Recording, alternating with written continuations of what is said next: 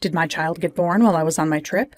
My son-in-law called with an easygoing tone, oblivious to the funeral that was about to happen. Yes, the child was safely born, I responded, being unexpectedly on the receiving end of my daughter's cell phone call. I heard him click his tongue in disappointment. Damn it. Please switch me to my wife. I'd like to talk to her directly. Your wife has passed away. What? Come to the funeral immediately. Don't joke around. That's too harsh, man. My son-in-law laughed off my words in disbelief. All of this is your fault. You must pay for it, I muttered under my breath, and hung up the phone. My name is Mary, 58 years old. Just a few days ago, I had a daughter who was turning 30. Now she lies peacefully in a white coffin. I touch her cold cheek and whisper to her, Karen. But there's no response. As I look at her doll-like face, recent events replay in my mind. If only I had rushed to Karen sooner that time. Just thinking about it fills me with an unbearable regret, and tears overflow endlessly. 1 week ago, my daughter, who lives far away, called me with a worried voice. Mom, what do I do? I'm starting to feel contractions, and I'm so scared. It's your first time giving birth. It's only natural you'd be scared. I called the hospital, and they told me to come in when the contractions are 10 minutes apart, but I'm alone and feeling vulnerable. Isn't your husband at work, and your mother-in-law living with you? However, despite knowing the due date, my son-in-law and his mother had booked a trip abroad. You'll be fine with the midwife when you give birth. The two of them left my daughter alone as she started to have contractions. I was taken aback by their callousness. I advised my daughter to take a cab to the hospital if the pain got too severe, and immediately hopped in my car. It's strange that my usually lively daughter to sound so down. My house is about a 3-hour drive from where my daughter lives. But of course I got stuck in traffic, and it ended up taking me 5 hours to get there. When I finally arrived at my daughter's house, it was already dark and the surroundings were pitch black. Yet there were no lights on in the house. Did she go to the hospital? Or surely not. Shaking off an ominous feeling, I opened the front door only to find my daughter collapsed there. In a panic, I cradled her in my arms, her clothes soaking wet, seemingly due to her water breaking, and the floor was drenched as well. Moreover, her face looked so haggard it was hard to believe she was in her last month of pregnancy. I called an ambulance as I tried to suppress my trembling hands. Once we arrived at the hospital and she regained consciousness, it was determined she couldn't give birth naturally, and she was taken to the operating room. Please, let both my daughter and her baby be okay, I prayed fervently outside the operating room. After a while, I heard a baby's cry, and the doctor emerged from behind the door, informing me, "It's a healthy baby girl." Just as I breathed a sigh of relief, the doctor, with a stern face, uttered unthinkable words. Your daughter lost a lot of blood, and her strength has been severely depleted.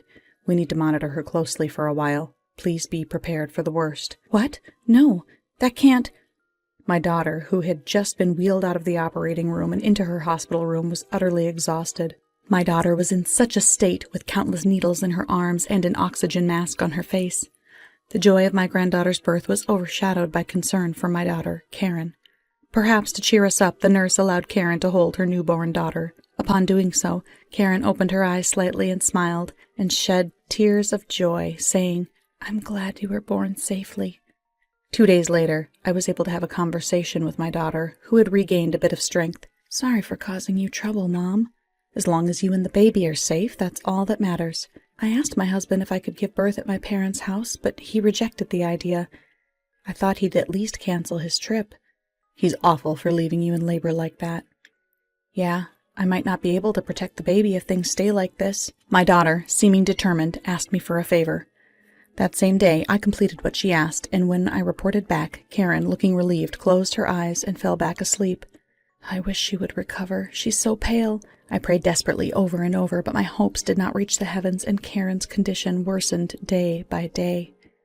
During this time, I called her husband countless times, but all my calls went unanswered. 3 days later, despite our efforts, my daughter departed this world, leaving behind her newborn child. Karen's last words were heartbreaking. "I'm sorry for being such a failure of a daughter. Please protect the baby, Mom." She wasn't the type to say such things. "Karen, I'm sorry I couldn't get to you sooner." My heart was overwhelmed with grief and pain at losing my precious daughter, but I couldn't just wallow in sorrow. I made countless calls to my son-in-law's mobile phone to inform him of Karen's death, but he never picked up. In sheer desperation, I headed to my daughter's home to look up the phone number of the hotel she was staying at during her trip. While there, searching for anything like an itinerary, I stumbled upon my daughter's diary in a drawer. What in the world? This is horrible! The diary contained a truth far beyond my imagination. As I continued reading, I discovered the real meaning behind my daughter's words when she called herself a failure of a daughter. Overwhelmed with trembling hands and a heart that wouldn't stop shaking, I crouched down right there on the spot. I will never forgive them for causing my child such pain. I'll make them regret this. I held my daughter's diary close to my heart, making that vow with determination. Several days later, her carefree son-in-law returned my call. I'm back in the States. It's the return of the Lord and Master. Has the baby been born safely? Yes, the baby is full of life. This is my wife's phone, right? The voice seems different. Oh, you're right. It's been a while, Richard. I'm Karen's mother. Oh, it's my mother-in-law. You should have said so sooner. Hurry up and let me talk to Karen. I'm afraid I can't do that. Our daughter has passed away. What? It's your fault for leaving her alone when her labor started. She's dead? Don't joke around. The funeral is about to start. If you feel any remorse, come right now. I just informed him of the location of the funeral and immediately ended the call. He rang back immediately, but I didn't want him disturbing my farewell to my daughter, so I ignored him and turned off my phone. When the time came, the funeral was carried out solemnly. I'm so sorry, Karen. It must have been hard for you, and I'm sorry I didn't realize it sooner. Tears kept falling no matter how I tried to wipe them away. Next to me, I could see my husband biting his lip, keeping his head down, desperately holding back his tears.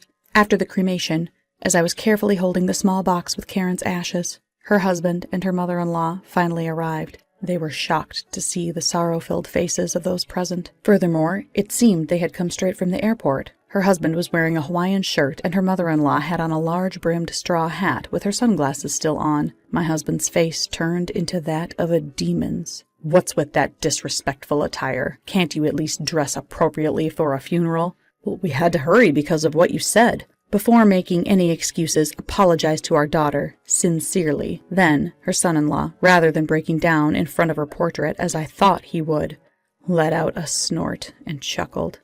I should be the one receiving an apology. Who's going to take care of the house now? Anybody can give birth. She was an utterly hopeless wife. What a despicable thing to say. I'm just telling it like it is. His mother, sitting next to him, fervently nodded. That's right. Angry, my hand tightened up into a fist, my nails digging into my skin, a sharp pain shooting up. My usually gentle husband had an uncharacteristically fierce look in his eyes, a sight I had never seen before. Yet he didn't seem bothered by it. So, did she have a girl? Yes. I knew it. If only you could have given me a boy to carry on the family name. You're just a useless, incompetent daughter-in-law. I gritted my teeth, suppressing the urge to lash out at him. I don't need the kid. Raise it yourselves. That was the plan from the start. Besides, you and Karen's divorce was already finalized. What? Divorce? I submitted the divorce papers at Karen's request. You wrote them yourself, right? Used them as a threat? Karen, who had been tolerating all sorts of abuse because she believed her child needed a father, had entrusted me with the divorce papers because she feared she couldn't protect the child. Karen won custody, so we will take responsibility for raising the child. You went and filed the papers without permission? But since Karen's gone, by default, I get custody. I'll raise the kid, so pay up child support. Do you understand what you're saying? Yeah, hand over the kid. I'll take care of her for free. Just pay me. How despicable. We've already applied for guardianship, so you're the one who's going to pay child support. Huh? You're greedier than I thought. But I have Karen's life insurance payout. I can afford to pay around $1,000. I was taken back by my son-in-law's words. It sounded like he had planned for Karen to pass away first. Wait, you mean? Everything went according to plan. Karen finally made herself useful, huh? Ha ha. So you deliberately left our daughter? Well, yeah. I was so shocked I nearly collapsed, but my husband caught me in the nick of time. Even he was shaking his shoulders in disbelief, whispering, I can't believe it. The relatives around us started to whisper and exchange glances. When I told my mother-in-law the baby was a girl, she yelled at me, You can't even give me a grandson. You're such a useless daughter-in-law. My husband told me, You're a total failure. A hopeless woman. Disgusting. I was really sad. But I thought they'd love the baby when she was born, so I have to endure it for now. I took my daughter's diary out from my bag and began to read. In the scorching midsummer sun, my mother-in-law made me go shopping. When I got back, she immediately made me pull weeds from the garden. She kept ordering me around, even making me redo dinner if she didn't like it. I don't know what to do. All the reasons for my daughter's exhaustion during her last month of pregnancy were written in the diary. How dare you take that without permission? You're nothing but a thief. And you made sure we couldn't contact her. Our daughter wanted to come home for the birth, but you made her give up and left her alone. She must have felt so helpless. I don't care about any of that. They seemed to show no sign of remorse, appearing completely oblivious to the depth of their sins. That's when a thunderous roar from my husband echoed across the room. Enough is enough. Our anger, as well as that of our relatives, was insatiable. We made them prostrate themselves right there on the spot. My son-in-law, finally realizing his situation, changed his attitude, as though flipping the palm of his hand. Okay, I get it. Just give me a break already. Oh, this isn't over. The president of the company you work for knows what you did to our daughter. You're likely to be fired. What? Why? The president and I are old classmates. It's a small world. And not just that, the neighbors know too. When I went to my daughter's house, a concerned neighbor had approached me. I told him about Karen's death and explained everything that had happened. Feel the weight of your sins and live the rest of your life in regret. There's no need to go that far. As they slumped in defeat, I relayed another important piece of information. Also, I am the beneficiary of my daughter's life insurance. What? Why is that? My son-in-law and his mother exchanged a look of utter shock. I found a piece of paper in my daughter's diary. It was a life insurance document. My daughter had changed the beneficiary to me without telling anyone. I bet it's a real bummer seeing all of your plans fall apart. Seriously, I was counting on that money. Also, I've already filed a report with the police for abandoning your responsibility to protect. It'll be quite troublesome since you've added the crime of leaving our daughter for the purpose of receiving the life insurance money. The police? Please, spare me! Forgive me! Pale and trembling, my son-in-law and his mother were prostrating themselves on the floor, but I had absolutely no intention of forgiving them. I will never forgive you.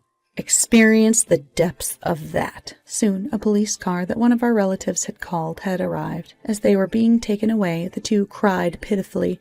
Everyone present watched them with cold eyes.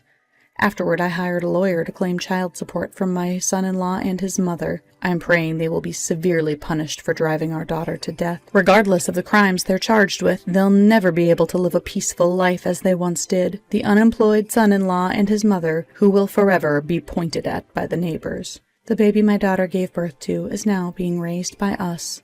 The life insurance money that was paid out will all be used for the baby's life. The sadness of losing my daughter will never disappear, but there are many moments when I feel saved just by seeing this child smile. From now on, I will shower this child with the love that my daughter was unable to express.